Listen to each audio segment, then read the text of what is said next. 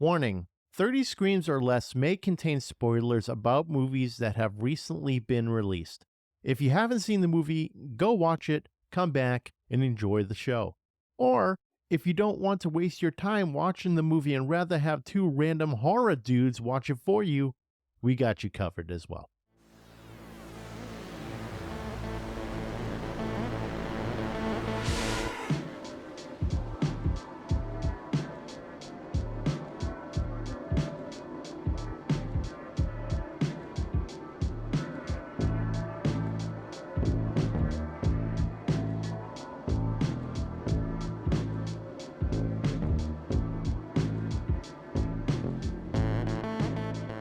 Welcome everyone to 30 Screams or Less, where we review horror movies in less than 30 minutes so you don't have to.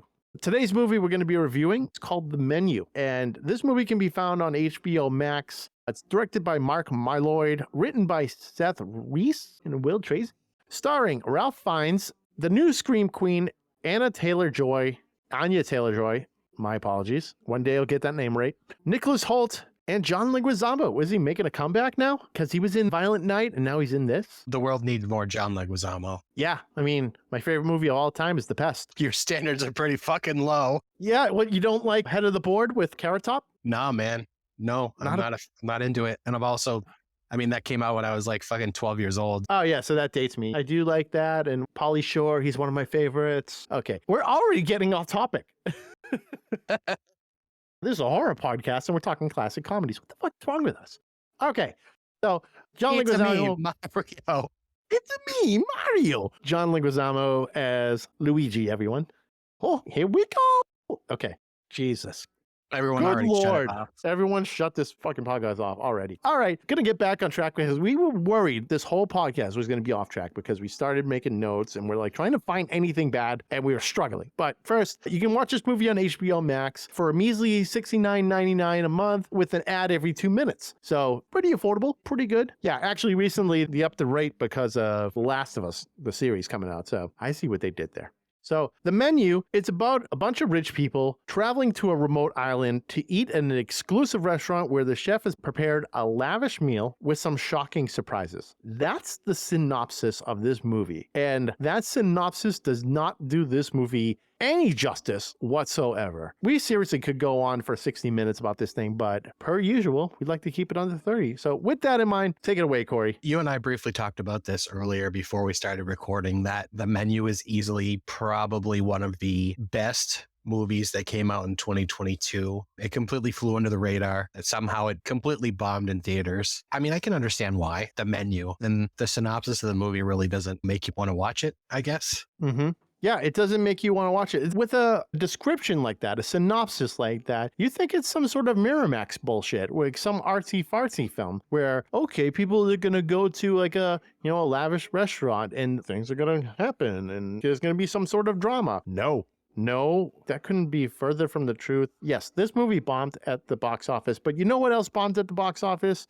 Fight Club and Donnie Darko. And all these amazing movies bombed at the box office because probably bad promotion, like the advertising was bad description of how the movie is. So like these movies, though they bomb at the box office, doesn't mean they're bad by any means. And in the case of The Menu, in our opinion, we both come to this conclusion. This movie is not bad at all. No, I mean, it amazes me that it bombed as hard as it did. Again, we're going to talk about the music. The music was absolutely incredible. Whoever the composer was for this movie deserves a fucking award, because after the movie ended, I just wanted to listen to the music again. And I do have the vinyl pre-ordered, so hopefully someday soon I'll have that in hand and I will get to listen to it on repeat. It's funny too, because literally after you finished watching the movie, you were like, oh, I wish there was like a score for this thing on vinyl. And wasn't it like announced a half hour later? Yeah, Waxworks announced it like a half hour later. So, perfect timing, because you love collecting vinyls. I would love to collect them too. I have no way of playing them though. I mean, we talked about this. I have the speakers. I just don't have the setup. When I get my own house, I'll have a nice vinyl setup and I can listen to music on it. But right now, don't really have the space for it. Yeah, and I mean, for some reason, I know we talked about this before, Disney movies. I'm a big fan of Disney movies, and horror movies just have the best music to me. It's just soothing and scary at the same time, you know? Absolutely. I mean, hey, one of my favorite Disney songs of all time is Arabian Nights from Aladdin. So great scores, great music all over. But in this case, yes, the menu's score was fantastic. What I loved about this movie, like, actually, you know what? Let's go back real quick about how this technically is a bomb. So it made 38 million, give or take, at the theater with a budget of 35 million. So in the movie industry, that's actually considered a bomb because it's such a low return on their investment. People will probably be like, well, they made $3 million, but still not enough. However, this movie, I can almost guarantee, is going to make its money back on streaming because it's blowing up on social media at the moment. It is. And the fact that like it has a stacked cast, the cast is pretty large. And we were talking about before, Anya Taylor-Joy, she's going to be a star in this genre. She's been in a few films so far. I can't remember really off the top of my head which, but. Oh, she was actually in Split. Oh, yeah. Okay. Yep, she was in Split, which obviously we know, fantastic. She was also in, what was the other one? It was the combination, Mr. Glass. She was also in One Night in Soho, which I loved as well. Did you see that one? I did not watch that. That was the Netflix one, right? I think it's on HBO Max as well. Okay. So, yeah, she was in The Witch. Oh, that's right. She was in The Witch. So yeah, she's kind of like your new Scream Queen. Yeah, she has to do more stuff like this. Maybe, I hope she gets into like slashers and stuff too. Speaking of actors and stuff, this Ralph Fiennes guy, did you know that he plays Voldemort in Harry Potter? I did not know that. I feel like such an asshole for not knowing that. I don't know why. Like, I should have known that. I feel like that's something I should have known, but I'm also not a massive Harry Potter guy. I don't know. Why are we friends? I don't know why we're friends. I don't know. I should literally be just written off entirely. My girlfriend's written me off already. We broke up, I guess, a second ago when I told her that I don't like Harry Potter. Kind of sucks. Not happy about it, but I'm glad. I guess I deserve it. Yeah, you deserve everything that comes to you for that bullshit. Yeah, I know. I deserve it. I guess I'll just be left alone to my devices and go and hang out in a cave and fuck myself. Fuck yourself and watch all the Harry Potter movies, and then maybe we'll allow you to come back. Yeah. So while you're off fucking yourself, these people are going to a fancy island, this restaurant here, to have a meal that is going to cost them, I believe it was like $1,200 a plate or something, and they have no idea what they're going to be eating. Pish posh. Chump change. I've spent that kind of money before on meals. Yeah, well. Okay, that's not true. That's not true. That's not true at all. I think the most I've ever spent on a freaking fancy meal was like $300. 300, was that in Vegas? Yeah, it was probably in Vegas. You know, it was a fancy steak, some rare wine, and sides. Kind of like in Wolf of Wall Street. You spend $20,000 on sides? I'm not fucking going anywhere. I'm not leaving. I'm not fucking leaving. Oh, so good. Classic Leo. Yeah, classic Leo. That movie, oh God. Yeah, a little bit long, but overall fantastic movie. But $12.50 a plate, apparently that's fine with them. No problem. Yeah, they go to a remote island. They go for like this fancy meal, and you think it's going to be some sort of weird artsy fartsy movie. And that's probably why people didn't know what the hell they were getting into. I mean, you look at the cover and it looks like just a bunch of people about to eat fucking dinner. You don't know whether it's like a vampire type movie or some sort of weird artistic movie or anything. And I think that's what was happening. There was a lot of misconception about this movie and what it would be and how to market it and all this stuff. And because I don't think they wanted to give too much away because so much started happening. This movie constantly built tension upon like throughout the whole thing. Unreal. I was watching it and I was completely honed into that movie. We didn't even need to take notes. In my opinion, I could just go off and start talking about this movie and rave about it nonstop. Yeah, we probably didn't need to do this at all, but it is what it is. Got to kind of try and keep it on the rails. Yeah, and it's not even a script. It's not like we're talking about things verbatim. It's literally just making sure that we're on track here. We're not going off the rails talking about The Pest or Wolf of Wall Street. All of this already happened. Fuck, whatever. It is what it is. Hey, guess what? What? This is the first episode where there's no dead kids. Let's go. Finally. No dead kids. Oh, God. But I feel like a lot of these movies we've been reviewing, there's got to be something tying them all together. But I think in this place, we actually broke that tradition. We finally did it. We're normal after all. Yeah, I know. This is like the Halloween 3 of our podcast. What, like Season of the Witch Halloween 3? Yeah. But no, it's good. We're raving about this whole fucking movie. We're not raving about Season of the Witch, but you get what I'm saying? Completely different. All the other movies, we're talking about dead kids, apparently. This one, nope. None of that. No sex scenes either. You're right. No sex scenes, no shower scenes, no dead kids. Just, this movie was pure tension all the way through. and it just kept building and building. And I think that's where horror is great, because this is technically a horror movie, or like a suspense movie, but I feel it a thriller. Thrillers and horrors tend to go really hand in hand because it's like scaring you, getting that heart going, and you're really in it. It never really lets up either. The first, I don't even really know as far as time goes, but the beginning of the movie, you kind of feel like it's normal. Like they're just at some fancy restaurant having a nice meal. Yeah, And and then I found myself, like, as I'm watching this movie, and you know what? We went into this movie not knowing anything. I didn't see a trailer. My girlfriend didn't see a trailer. We saw that Anya Taylor-Joy was in it, and we're like, fuck it. Why not? Let's go check it out. And I haven't done that in so long, where I just go into a movie completely blind, not even seeing a single trailer, not reading anything about it. And I was completely surprised at how much I loved this movie. The whole time with that tension, I felt my heart racing, wondering what the hell's going to happen next. I had ideas of what was going to happen next, but it was crazy to see it actually happen. yeah, I mean, things slowly unfolded. And then, so one of my favorite things about the movie was each course, the way each course was, I guess you could say, presented. How before course one, it showed like that screen. It tells you what's in each course. You know what I mean? Oh, absolutely. Yeah. It just looks like really nice. And then chef serves the meal. Yeah, and it's set up like each scene. It didn't necessarily need to carry over all the way through, because it could be like, this is the next scene, and this fucking bullshit happens, and then this is the next scene, and this bullshit happens. But this whole movie carried all the way through. And I loved that the chef, played by Ralph Fiennes, would always clap his hand to get everyone's attention, and everyone would just stop, and he would have to tell these stories based on these meals. And they were ridiculous meals. My favorite was the breadless bread plate, which is like all the ingredients that people would have to eat. And that pissed off a lot of people in that scene. Mine would have to be the mess. And the mess is probably the part where shit hits the fan. Mm-hmm. Oh, yeah. Because That's where it starts really going into overdrive. you see them lay the tarp down, and then they put those fancy centerpieces around the edge of the tarp. And then he has one of his chefs come out and he just tells the story, and then fucking gun in the mouth, blood brains everywhere. Yep. And the funny thing about this,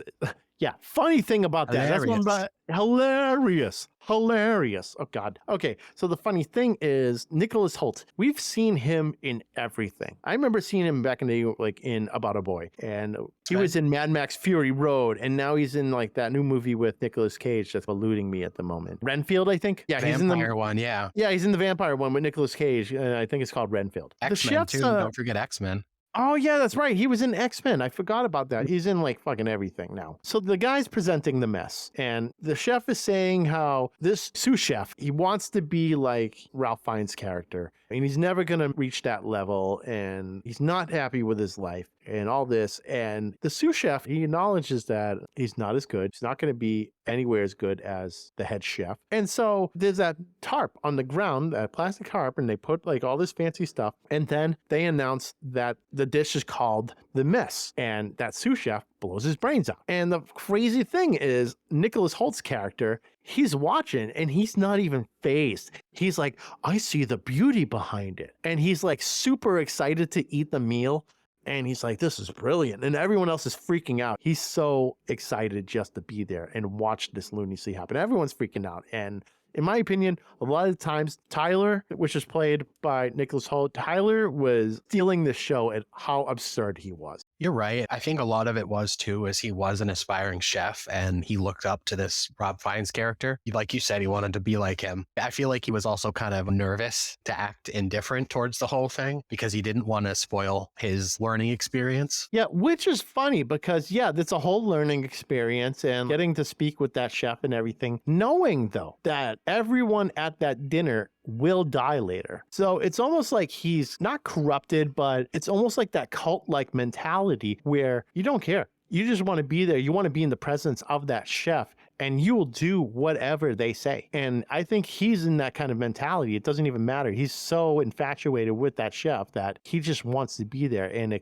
be accepted by him and talk to him and learn from him, even though he's going to die later. So did we ever find out why there was that group of bros flexing their dick size the whole time to try to get whatever they wanted from the waitress, where they were trying to get bread that one time and they were like, don't you know who we are? Because I don't remember finding out why they threw that quote out. Well, I think we did. did. So the freaking Yabros hanging out at the table, like making those stupid demands saying, do you know who we are? The owner of the restaurant, not Ralph Fiennes' character or the chef, we'll just call him the chef going forward. It's not the chef's character. It's the investor, like the angel investor of the restaurant. And that angel investor owns, I think, a tech company those guys work for, and they're money laundering. And they think they have all this power because the angel investor is their boss. So they think that, oh, okay, we're special here. We can do whatever because our boss owns the place. And they're making it seem like they're more important than they really are, when really it's the boss that owns it. And they have no say in anything. They're just employees. Okay, so that's why they were trying to flex a little bit. Yeah, that's why they were flexing their dicks. Chef had a little dirt on him. Oh, he definitely did.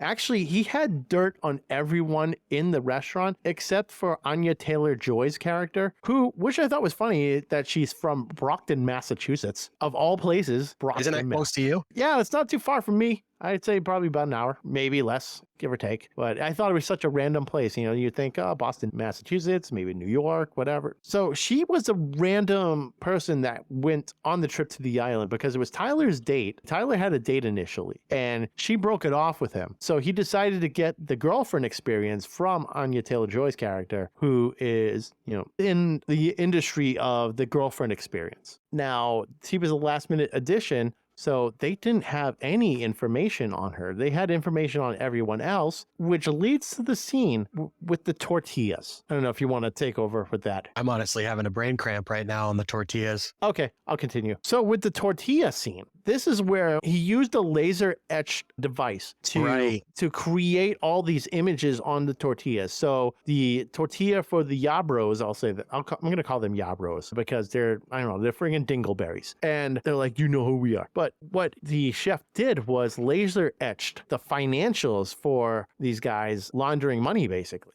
through, I think, Swiss bank accounts, whatever, that kind of deal. And he was able to show those records on those tortillas. And then he's also showing other things that people did wrong on these tortillas. So Tyler's was taking photos of the food when it was forbidden to take photos of the food. And then John Leguizamo's character, the actor, he was printed Paging Dr. Sunshine or whatever, that movie on the tortillas. So there was like a few things on the tortillas that were alluding to things that they've done wrong. The older couple, wasn't the older couple, the husband's was like him with another woman? Yep. And the funny thing is that other woman it was Anya Taylor-Joy's character. So that was a pure coincidence, I think. Just shit luck for that guy. But it was funny because, you know, they didn't have anything on her. And so they couldn't print anything on the tortillas for her. But it kind of like connected all the bad stuff that everyone was doing that the chef hated. And he was bringing it to their attention for his dish of Taco Tuesday, which has now become basically a meme all over social media. The whole movie's a meme. Yep, the whole movie's a meme between the Taco Tuesday and what's the saying that the waitress gives? You will eat less than you desire and more than you deserve. Oh, yeah, she whispered that into one of the Yabros' ear. Yep, in the Yabros' ear. She whispered that into their ears. And like, honestly, incredible saying. Incredible. If you think about it, that speaks volumes. Yeah, that one really resonated me after she said that. Yeah, it's because that was also right after, I think, after the mess. Yeah, I think it was after the mess. That's when it really started getting crazy, was after the mess. Or was it actually? No, I think it was before the mess. Was it? Okay. Yeah, okay. So right before the mess, they're introducing the Taco Tuesday, the fucking meme moment that's happening. And that's when she's like, you will eat less than you can desire and more than you can deserve. Or I'm sorry, I'm getting that backwards. You will eat more than you deserve and less than you desire. Oh, getting that whole thing mixed up. And that's when she said, you will eat less than you desire and more than you deserve. Oh my God. I was like, it's fucking written right there. It's written right there. I'm getting the whole thing missed. I'm leaving that in because people can hear my stupid lunacy of me trying to figure out what the hell it's saying was when I'm making things way more difficult than myself, than I need to. I didn't fucking write that down for my health, dude. I did not write that down for my health. You wrote it down for me because I'm a fucking hot mess express. Apparently, it took us fucking all day to record this fucking podcast. Yeah, all day to record this single fucking line. I probably would have gone on for if you didn't stop me or I didn't read that, I probably would have gone on for the next half hour. No, what is it? Is it this? Is it that? I don't know. Is it this? I would have gone on that whole time. Just So, fucking Daffy Duck over here. yeah, just ongoing, nonstop lunacy. But there was a lot of great quotes in this movie. So there was the other quote, what the chef said. What was it, Corey? It wasn't cod, you donkey. It was halibut. Yes. That's Gordon. That's some Gordon Ramsay shit. Oh, yeah, because he was like interrogating the older couple. And because the older couple couldn't name a single dish, even though they've been to that restaurant numerous times. And so this is when he was pointing out that people just don't appreciate what they have. That's another thing, man. Why do some of these people choose to come back to this fucking place? Some of them have been multiple times. Yeah, I think maybe they've gone because it's a bougie dinner. Because I don't think everyone's being killed every single time. I think this is one of those times where the chef was like, he was just fed up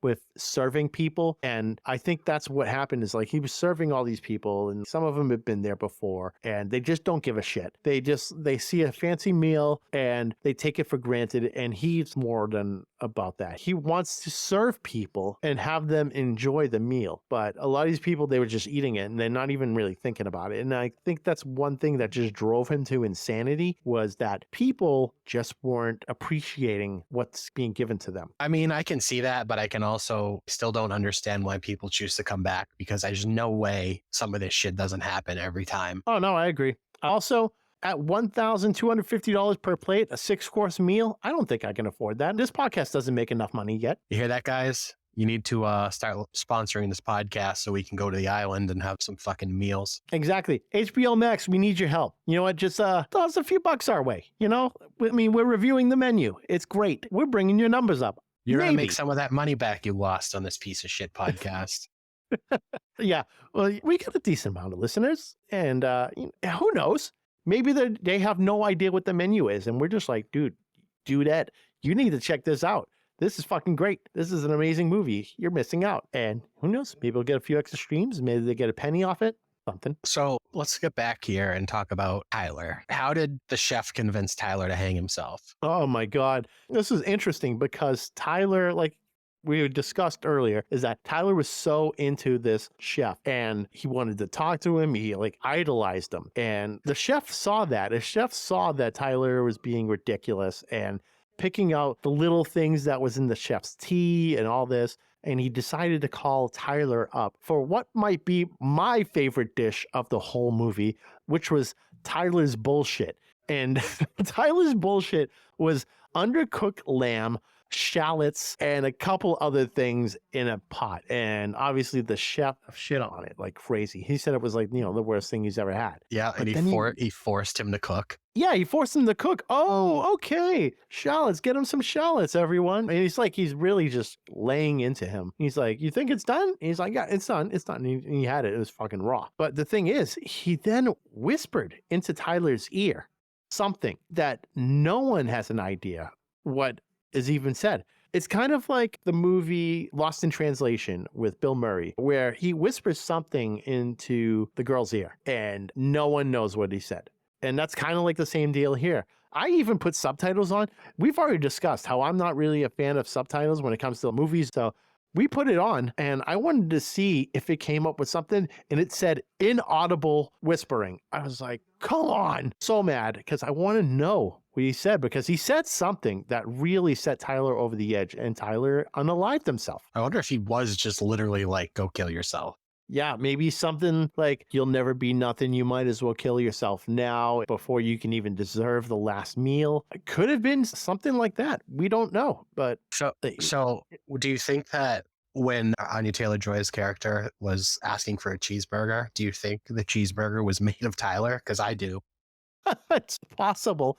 Oh my God. Could you imagine? Because I know she saw Tyler hanging and so she was aware of that. But what if that was the last thing where he took Tyler meat and he just served it to Anya Taylor-Joy? That would be wild because that would be the last fuck you from the chef in regards to like his dishes. And I think that would have been awesome, but none of us know because the movie did end like a fucking $1 million, but we'll get to that. He lets her go. He makes Margot the cheeseburger and then he just lets her go. That was his kryptonite or something, like, because all she wanted was a cheeseburger. Yep. And actually, we just ran out of time, but I don't give a shit. We're going to keep talking about this. And you know what? If it goes over, sorry, this movie's too good to stop talking about. I agree, Steve. This may be one of the podcasts where it's like, okay, we're going over. We can't stop raving about it. And you know what I loved? What I absolutely loved about that scene was everything came full circle for the chef. It's almost like he became a good guy at the end. And hear me out on this, because he started his career in cooking by working at a burger place, fast food place, whatever.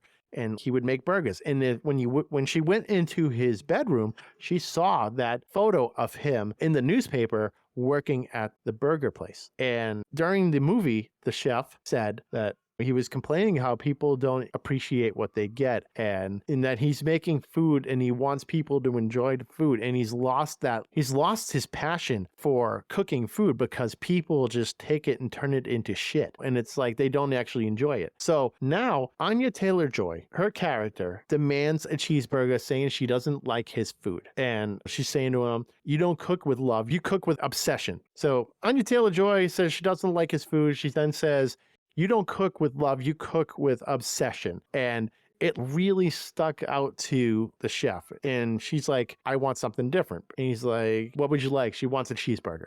And he's like, I'll make you the best cheeseburger you've ever had. Or make it seem like it's the first cheeseburger you ever had. And then he makes it as that supplementary meal for her. And you can tell how happy he was when he made that for her and how she actually enjoyed it. So that's what he's been wanting for ages, was for people to actually enjoy his food again. But he was putting out this stuff that was like super bougie and people didn't even give a shit. They didn't care. Yeah, when she started enjoying that cheeseburger and he smirked, that was pretty awesome. Like that little smile he gave. That was the first time in the movie and probably the only time in the movie that he's happy. Yeah, and I think that's what he just wanted. He wanted to bring the joy back to cooking, and he lost that joy because, like I said, people took it for granted, was taking his food for granted, and she was simply happy with him making something that started his career in the cooking industry. It was a simple cheeseburger, American cheese, French fries, the basics. And when he had that smirk, you can tell it all kind of came full circle. And he basically at that point too forgives her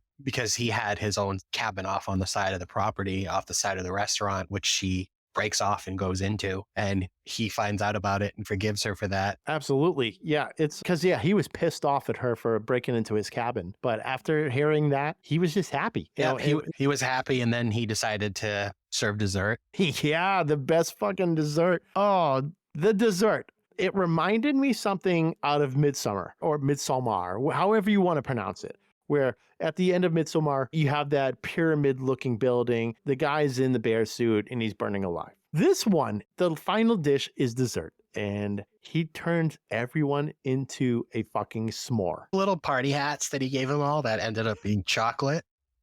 The chocolate party hats? I want a chocolate party hat. Where the fuck can I get one of those? Oh my God. God. It was fantastic because they're all wearing like this vest of marshmallows, the chocolate party hat, and clearly, and you know what they have is they have the breadcrumbs. I'm sorry, not breadcrumbs, the ginger bread. No, what am I? Graham crackers. Graham crackers. God damn. Graham crackers. I know. I don't know. I'm all over the place with fucking food. I love food. But you know what a fucking s'more is, you old man? Clearly not. I don't know what it is, clearly.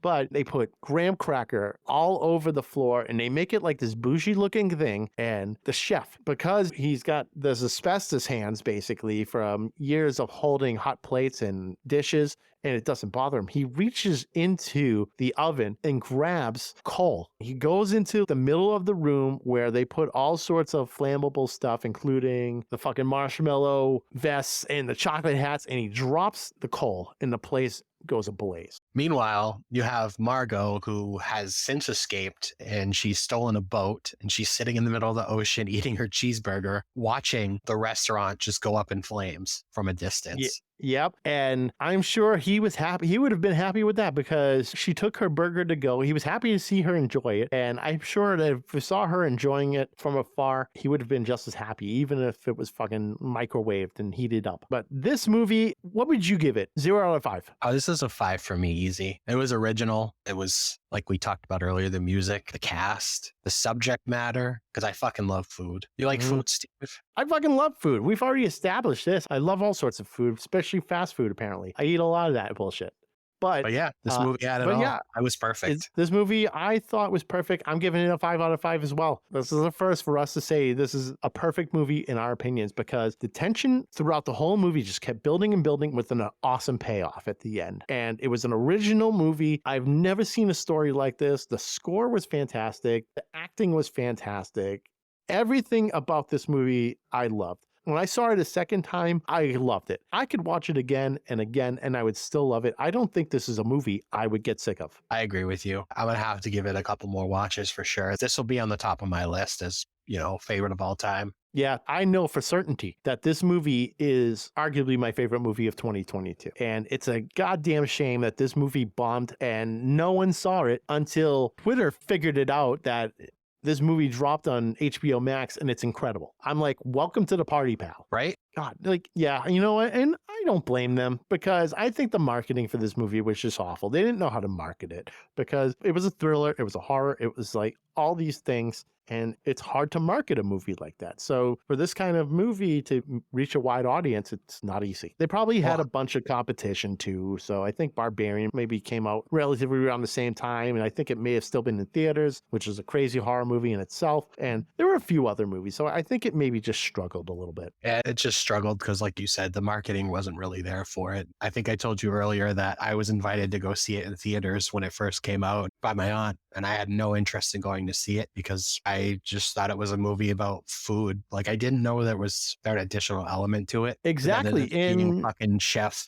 killing, it was a lot different than I thought it was going to be. Exactly. And that's kind of what I'm getting at, is they didn't know how to market this movie. Even you, like, you're a big movie buff. You watch movies all the time. You review them on Letterboxd. We have this podcast where we review horror movies. You are a movie lover. For you to just be like, no, I think I'm good, I don't think I'm going to watch it, shows you loud and clear, leaps and bounds, that this movie was marketed so bad. It was. And that's definitely why it bombed. But people are catching on to it now. And I'm glad they are. This is a movie that deserves to be watched. And I think it's going to go down as an instant classic. And people are going to be talking about it for years, because it's so unique. And I loved it. I loved everything about it. Yep. And now people get to pay out the ass to go watch it on HBO Max. That's on them. They wanted to sign up for HBO Max to pay for Last of Us, the series. And hey, they jacked up the cost. And that I don't like, but I know why they did it. Hey, I think back in the day, HBO did the same thing for The Sopranos.